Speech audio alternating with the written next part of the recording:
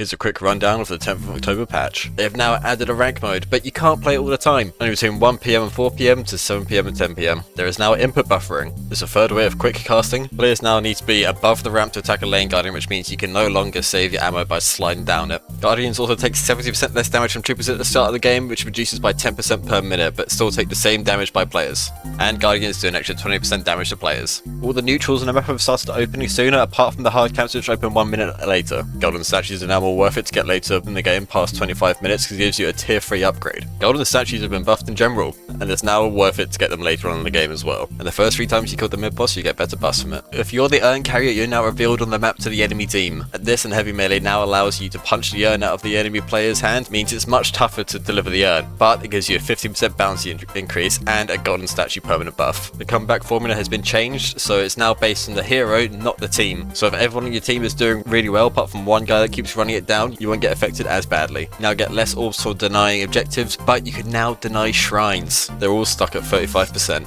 All heroes' move speed is increased by 0.3. Lifesteal across the board has been nerfed. New teleporters and you get a slight speed boost after arriving at the other side. I won't cover the item changes too much, but a few big ones are Turnfire has been changed but it still looks like it'll be strong. You can no longer end Ethereal Shift early. Escalating Exposure got some well needed nerfs. Now onto the hero changes.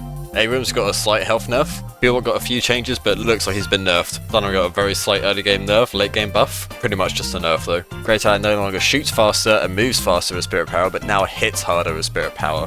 His base bullet damage now scales with Spirit Power. He's got very slight changes to her fixation, but her ultimate got changed a little bit. It no longer gives extra fire rate, but it does hit 2 targets at the first level, making her slightly better in duo lanes where she struggled a little bit, and in early team fights.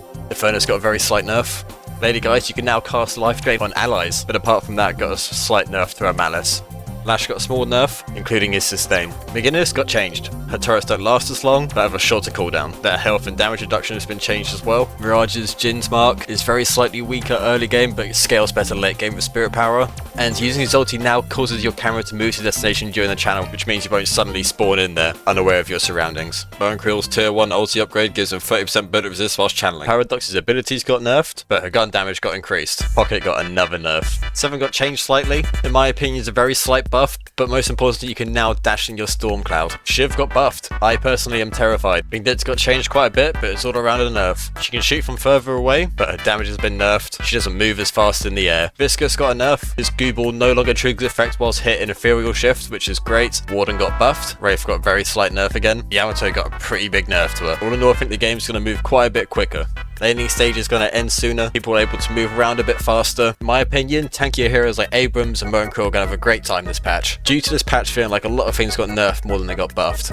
I think it's much more important now to be stronger early on so you can take advantage of all the extra objectives and neutrals spawning around the map. I think the urn is going to get ignored a lot because it looks very difficult to be able to drop it off, but characters like Ivy and Mo and Krill who can take the urn faster are going to benefit from this as well. I see this being a pretty big Mo and Krill patch, to be honest, but we'll see. Thanks very much for watching, guys.